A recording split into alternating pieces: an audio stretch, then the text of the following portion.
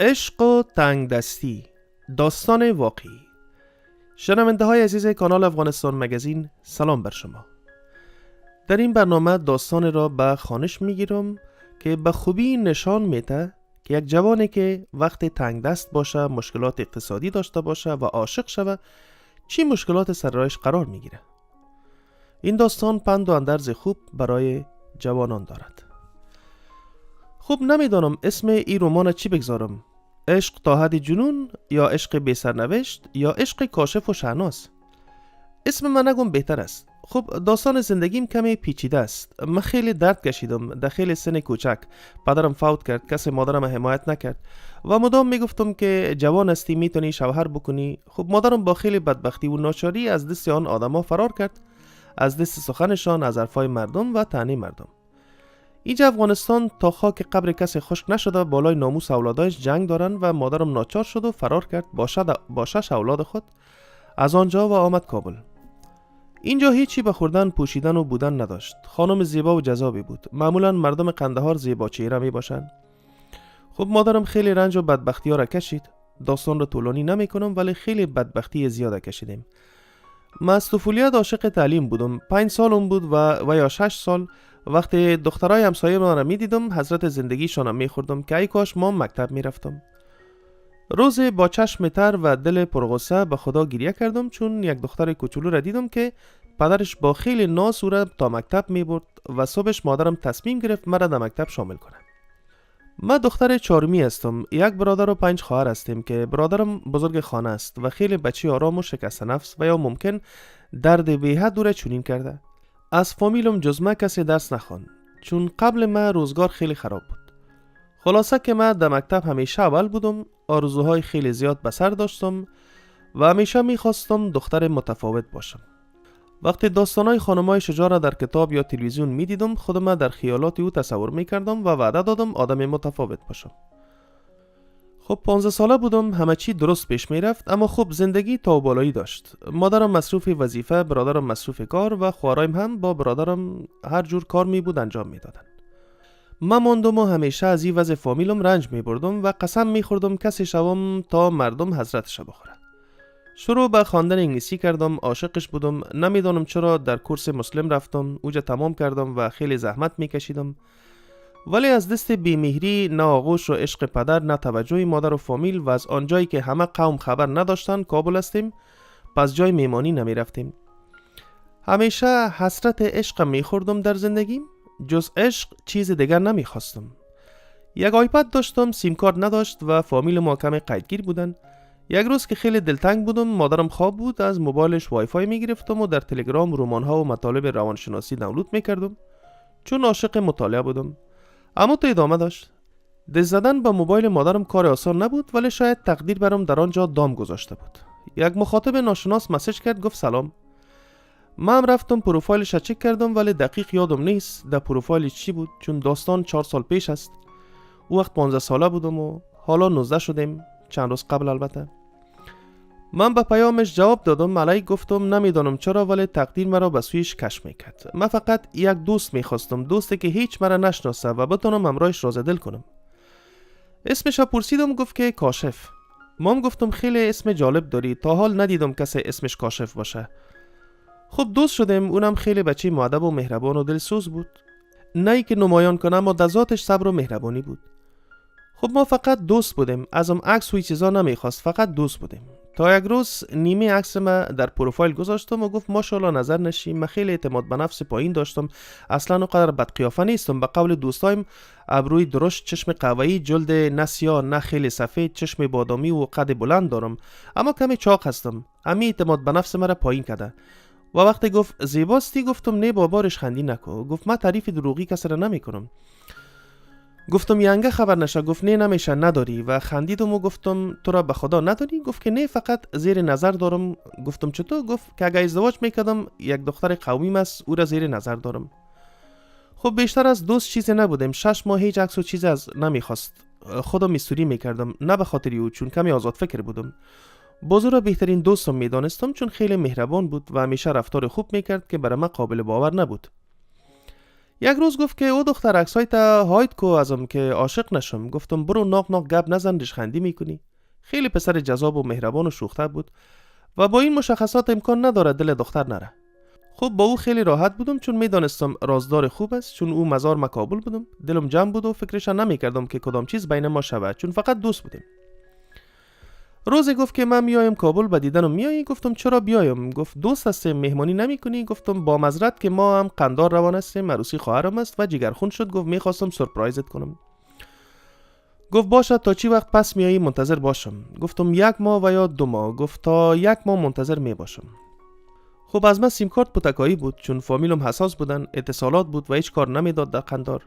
من بعد از خیلی مدت میرفتم، نمیدانستم که کار نمیکنه و گفت مرا خو فراموش نمیکنی؟ گفتم هرگز، بهترین دوستم هستی. رفتم دیگه موبایلم هیچ سیم کارت کار نمیداد. تمام شب و روز مسیجای ما را میخواندم و بی دلیل میخندیدم. وقتی کسی ناراحتم میکرد میخواستم پیشی او برم و درد دل کنم چون شنونده خوب بود. خلاصه 1 ماه گذشت، دلم بی حد و بی حد تنگی گرفت، بی دلیل دلتنگش میشدم. شب و روز صبح در وقت غذا در تمام وقت در فکر او بودم. با خواهرم که عروسیش بود راز دل گفتم، او بزرگتر از ما بود و در فامیل ما فقط او آزاد فکر بود. وقتی گفتم گفت یک جای است که کمی آنتن داره. رفتم اونجا، زنگ زدم. امی که صدایش شنیدم دلم لرزید. قبلا نشنیده بودم چون زنگ یا وایس مسیج نمی کردیم. گفت شهناز خودت هستی؟ گفتم ما و احوال پرسی کرد ولی آنتن رفت و قطع شد. 1 ماه دیگه هم گذشت یا کمتر که محفل خلاص شد و وقت خانه رفتن شد و خیلی خوشحال بودم. طاقت نکردم. درای غزنی موبایل کار میداد و از موبایل خواهر دیگه‌ام که نامزاد بود کردیت دزدی کردم و آنلاین شدم که دیدم خیلی مسیج کرده و هر لحظه یادم کرده و اینجا بود که فهمیدم خیلی دوستش دارم بی حد. مسیجش کردم که امی زود آمد. گفت کجاست او دختر؟ فکر کردم بلاک کردی یا رهایم کردی. کیس کردم چقدر دلش برام تنگ بود. خب تا خانه مسیج کردیم. بعد از او هر دوی ما متوجه شدیم که عاشق هم هستیم و خیلی وابسته شده بودیم و هیچ قار و جنگ نبود بین ما و همه چی خوب بود. تا فامیلم سیم کارتم گیر کردن و در مورد کاشف فهمیدن. خیلی زیاد حساس بود فامیلم و دیگه نماندن کورس برم. ما استاد انگلیسی شدم در سن خود چون خیلی عاشق درس بودم، نه موبایل نه هیچی و من از همه چی محروم بودم. ولی بعد از چند مدت باز نرم شدن و گذاشتن موبایل به دست بگیرم. خب وقتی آن می شدم می دیدم چقدر کاشف دلتنگم است و خیلی با صبر و با حوصله بود. گفتم بیا خواستگاری و فامیلش گفت مادرش خواهرش خالش برام مسیج کرد و از هر طرف امتحانم کرد. فامیلشان از پدر تا مادرش راضی است، حتی تمام قومش خبر داره. خب مشکل اقتصادی داشتن، غریب نبودن ولی همی پول ازدواج و نامزدی را نقد نداشتن. اینم فقط تا 12 درس خوانده بود. از یک طرف ما مردم قندار تویانه هم میگیریم، اینم یک مانی دیگر. رای ما هم دور، اینم دیگه. خب پت مسیج میکردیم تا 2-3 سال. هم جنگ میکردیم هم خوشحال ولی او خیلی با حوصله بود. حتی یک کلمه بعد بان حتی تیزم نمیرفت. وقتی فامیل تا نمیداد میرفتم با او جنگ میکردم و او همیشه صبر میکرد و از چشمانش معلوم بود چقدر بی‌هوس بود. همیشه میگفت که اگه پول داشته باشم 1 روزم نمیمانم. همیشه گریه میکردم، او هم کنارم گریه میکرد. من ناامید میشدم ولی او خیلی به خدا توکل داشت. کمی تنبلم بود، در مورد کار خیلی بانه میکرد ولی تا جای حق به جانب بود. تا یک روز بعد از 3 سال گفت بچه امیم میایه کابل، در دستش برای توفه روان کردیم. من چیزی نگفتم ولی خیلی دلم گرفت چون 3 سال دیدنم نامد و من میخواستم ببینمش. من در یک کورس درس میدادم، در تکاو بود. برام گفت بچه امین در بیرون منتظرت است، او توفه را بیگزش. خب ما حرکت کردم تا از زینه‌ها بالا شده و پیش بچه امیش برم که مسیج کرد بالا ببین. منم سرم در موبایلم بود. گفت ولو در اونجا نه، پیش رویت بالا را ببین. و وقتی دیدم هنگ ماندم در جایم، دست و پایم بی حرکت شد، چشمم پر شد. آمد نزدیکم، دست و پایش از خوشحالی میلرزید، چشمش پر از اشک بود. نزدیکم آمد، یک قفا خایسته زد، گفت که نموری یک بار.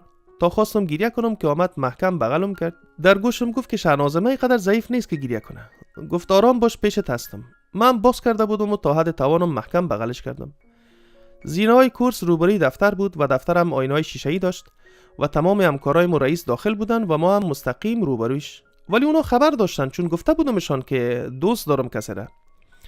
مدیر زنگ زد که بیا داخل دفتر که اونجا بد است. از هم جدا شدیم و رفتیم دفتر ولی چند تا مزاحم که هیچ نمی رفتن.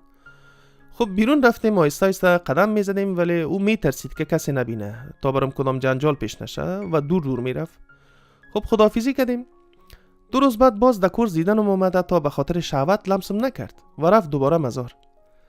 1 سال دیگه هم گذشت، خیلی بدبختی و مشکلات تیر کردیم. تنه فامیل ده هر گپ تهدید از اینکه موبایل تا میگیریم و من چون دور بودن نمیتونم از کاشف چیزی نمیگفتم، ولی خیلی درس میخوندم، خیلی پشتکار داشتم در این کورس در این مکتب. خلاصه خیلی کار میکردم از 6 صبح تا 5 دیگر تا از خانم گم باشم و پولم بتم تا کمی دلشان نرم شوه و غرض نگیرن. تا در کورس کاردان استاد شدم، 1 سال اونجا کار کردم، اکادمی آنلاین جور کردم و فعلا هم در کاردان و هم در مکتب نامدار تدریس میکنم. کاشفم خاطر من خیلی زحمت میکشه و شب و روز کار میکنه با معاش خیلی کم، ولی میگه که تو جگرخون نباشی که ولی بیکار است. نازنین خانه بود، ولی حالا 1 هفته دیگه هفته آینده خانه میره و هر رقم گپ تحمل میکنه. خاص خاطر من خیلی خلق تنگی میکنم و او همیشه آرامم میکنه، زاری میکنه، میگه توکل به خدا کو، همیشه دعا میکنیم که به هم برسیم.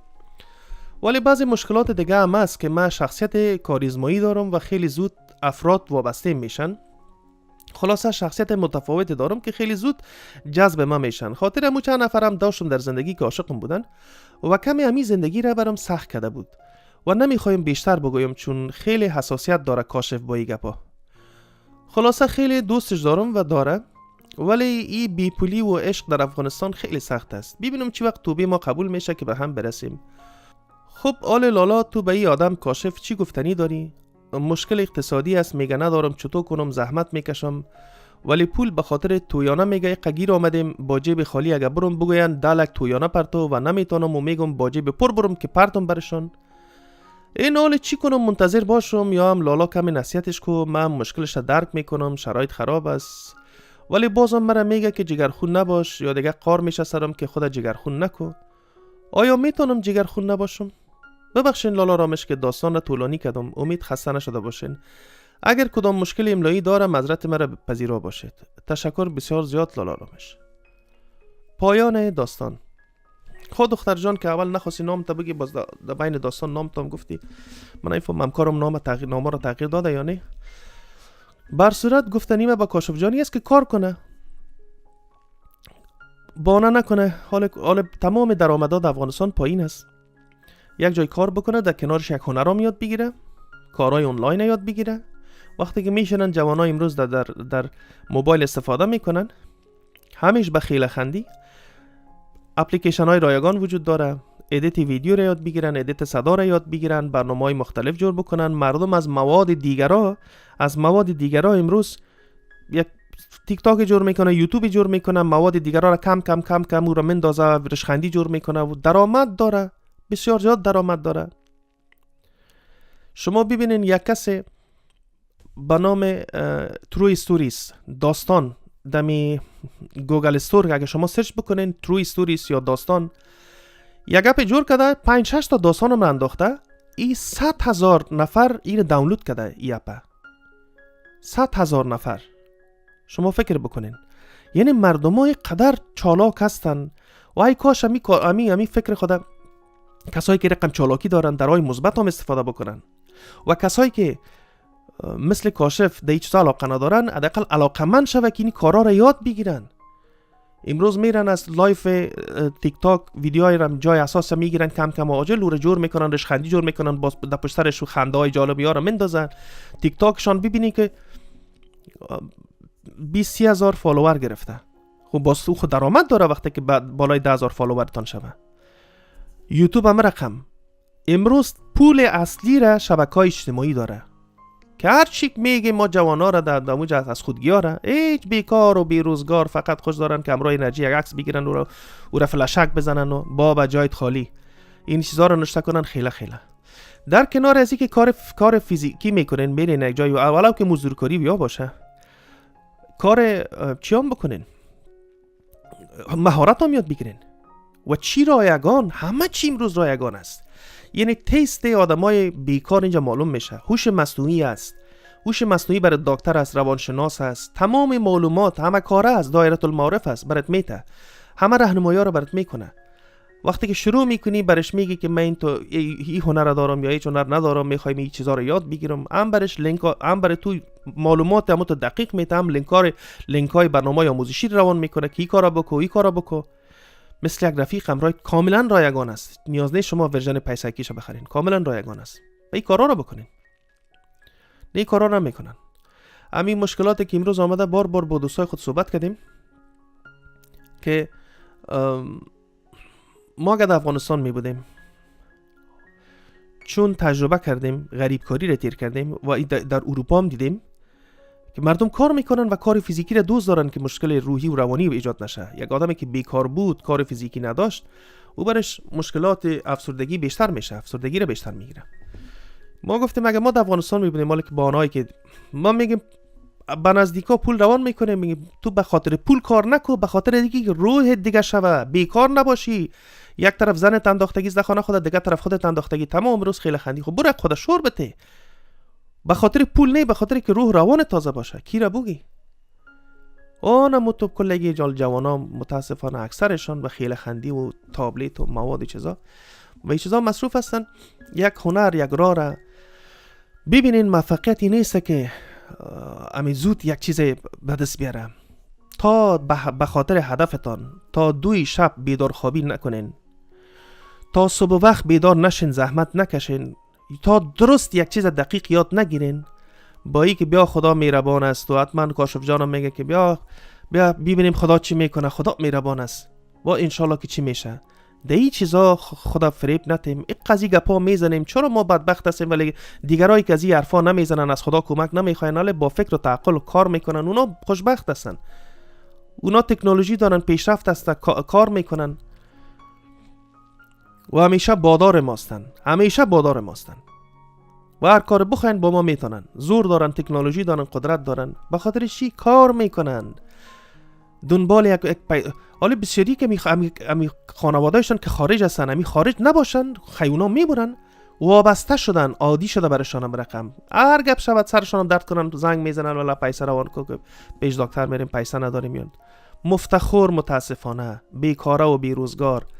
یک تا از این نسل جوان، از این دور و بر، از خودم میگم براتون که یک ذهنیت خلاق ندارن، کاریگری یاد ندارن، فقط خیلی خندی. با او خاطر امی که تو وقتی که موبایل جور کردی، نه موبایل مادر تو وای فای قرض گرفتی، اولین کسی بود کاشف برات پیام داد. خب بیکار بود دیگه، از آدم بیکار چی توقع میره؟ یک کسی که کار و وظیفه داشته باشه باز برات تو پیام میده. تو هم یک بیکاری، هم یک بیکار. اون تو استاد انگلیسی ها شدی، چی کرد؟ در کجا کار میکنه؟ وی بازی نسل قدر بر نسل شیر و براتا، نسل 155 که باز کار کردن هم نمیتونن، ضعیف، لاغر، اما تا افسرده، شب تا صبح یک دست موبایل، یک دستشان در زیر پتون یا تنبانشان. از این جوان تو چی آرزوی کار بکنی؟ وقتی کسایی که کارا را میکنن، جوانایی که سیگرت میزنن، شراب مینوشن و چرس میزنن، بسیاری خالق عادی شده برشان چرس کشیدن. امروز پیش نسل جوان کاملا عادی شده. یه وقت تابو بود، تابو. در زمانی که ما نوجوان بودیم، کسی که چرسی بود امروز از اون میگفتن نگرد که چرسی است به این اندازه. ولی امروز تو راحت چرسی که میکشن از تمام کار میمونه، آدمه از خلاقیت میمونه، از انگیزه میمونه. تو یک جوانی که چرس میکشه اون باز از طرف روز کوی توقع کار یا یک نوآوری و یا یک چیزی که یاد بگیره به هیچ عنوان از اون نداشته باش. و متاسفانه امروز اکثر نسل جوان چرس میزنن، جوانا سیگرت، هیچ تو راحت عادی. با او خاطر اینا انگیزه برای یک خلاقیت و نوآوری و کارفرمایی ندارن که خودشان کارفرما باشن. اینا باید کاریگر باشن، تمام عمر کاریگر باشن. یک جوانی که باور کنین در شرایط امروزی یک هفته، ما بسیار طولانی میگم، در یک رشته وقت خدا اختصاص بده، خیلی خندی و چت و این کارا رو نکنه، یک رشته را یاد میگیره، باور کنین کسایی که کلیشان مخشان خوب کار میکنن در 1 ساعت یک موضوع یاد میگیره. 1 ساعت نمیگم، 1 روز نمیگم، 1 شب نمیگم، 1 هفته. یعنی چقدر زیاد تو یک مهارت یاد میگیری، هر چیزی که باشه راحت یاد میگیری. ولی نه، خوش ندارن. اگه بگی اینی رو یاد بگی، اینه تا 1 ماه 2 ماه بعد صاحب درآمد میشه، صاحب پول میشی. امیر قبول نمیکنه، ولی خوش داره باز بره پیش یک آدم مزدورکاری بکنه با 1000 منت و یا دست خود دراز میکنه این طرف ده او طرف، از این پول بخوای، از او پول بخوای، ولی رفیق کارم خراب است، ولی مشکلات دارم، یا داره. فهمیدین؟ ولی خودش نمیخواد که یک منبع درآمد بسیار خوب داشته باشه. ذهنش کوچک است، مغزش کوچک است. بر صورت امیدوار هستم جوانای ما از همین خیلی خندیا، از همین وقت خود که یک ضایع میکنن در چت کردن و در کارهای منفی، از این دور شون، به هدف برسن. خودت هم که وقت وعده کردی، وعده دادی و تو از خانواده اولین دختری بودی که تو باید بر خود تعهد کردی که ما باید پیشرفت بکنم، درس بخونم، و تو هنوز هم یک قسمت راه را متوجه کاشف هستی و کی چی وقت پیسه‌دار میشه میاد برای من خواستگاری، متوجه پیشرفت زیاد نیستی. و تو هم دگام کوشش بکن که پیشرفت بکنی، صاحب درآمد زیادتر باشی تا خانواده‌ات راحت باشه. از تمام خانواده‌ات تو نه تنها گذاشتن که بری درس بخونی. آبروی از وارا نبر. برادرت به خاطر تو رفت که کار بکنه و تو درس بخونی، تو آبروی برادرت نبر. درست است که پدر نداری ولی برادر خود داری، برادر کلان. یک کمی متوجه خود باش. قرار است چند سال دیگه تو صبر بکنی. تو مطمئن هستی که باز بعد از چند سالی پیسه دار میشه؟ اول مطمئن هستی که پیسه دار میشه؟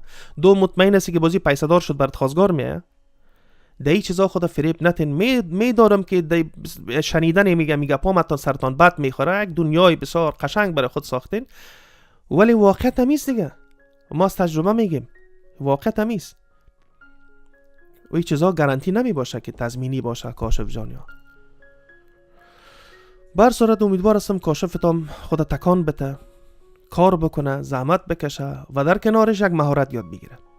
برای خودتم آرزوی خوشبختی میکنم. امیدوار هستم این شخصیت کاریزماتیکت برای دردسر درست نکنه. تا درودی دیگر، بدرود.